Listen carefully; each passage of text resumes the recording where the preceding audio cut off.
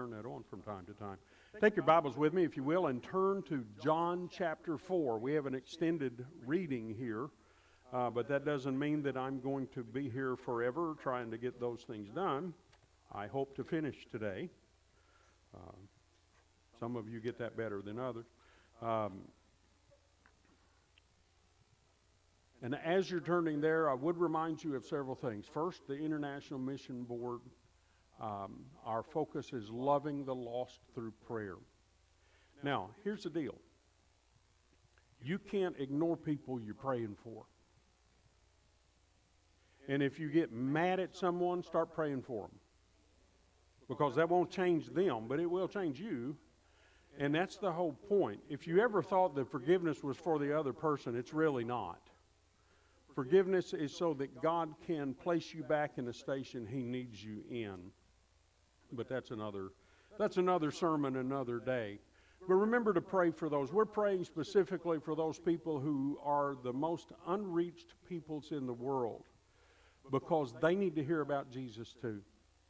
And we're praying that God will open a door for us to carry the gospel to them. And not only will He open the door, He will have the workers prepared and ready to go when He does open that door. We also want to remember the North American Mission Board missionaries. And this week, I'm going to look. It's easier to read back here than there right now. Troy and Chanel Gauze, if I pronounce it that way every time, we'll believe that's how it's pronounced. I'm not sure, but we can pray. You know, the Lord said, we don't pray, and the Lord said, well, who's that? I don't know who.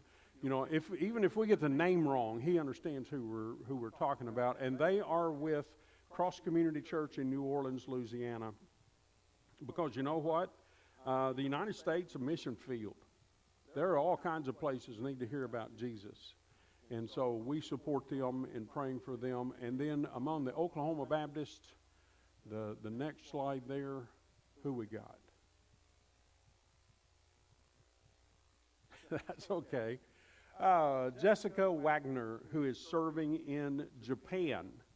And some of these places are difficult to reach. Why? Because they already believe something, and they don't think they need to believe anything different. And so she is carrying the gospel to the people of Japan that they might come to know who Jesus truly is, that they might come and see a man. Notice that segue. Come see a man. We're going to read together. Like I said, this is a long passage. If you're able to stand with me, I encourage you to. If it's not comfortable and you need to remain seated, I give you that grace this morning. But John chapter 4, verses 1 through 42. John writes and says, "Therefore, when the Lord knew that the Pharisees had heard that Jesus was making and baptizing more disciples than John," although Jesus Himself was not baptizing, but His disciples were, He left Judea and went away again into Galilee. And He had to pass through Samaria.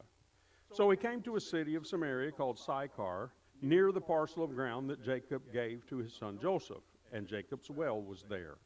So Jesus, being wearied from His journey, was sitting thus by the well. It was about the 6th hour. There came a woman of Samaria to draw water, and Jesus said to her, "Give me a drink." For His disciples had gone away into the city to buy food. Therefore the Samaritan woman said to Him, "How is it that you, being a Jew, ask me for a drink, since I am a Samaritan woman?" For Jews had no dealings with Samaritans.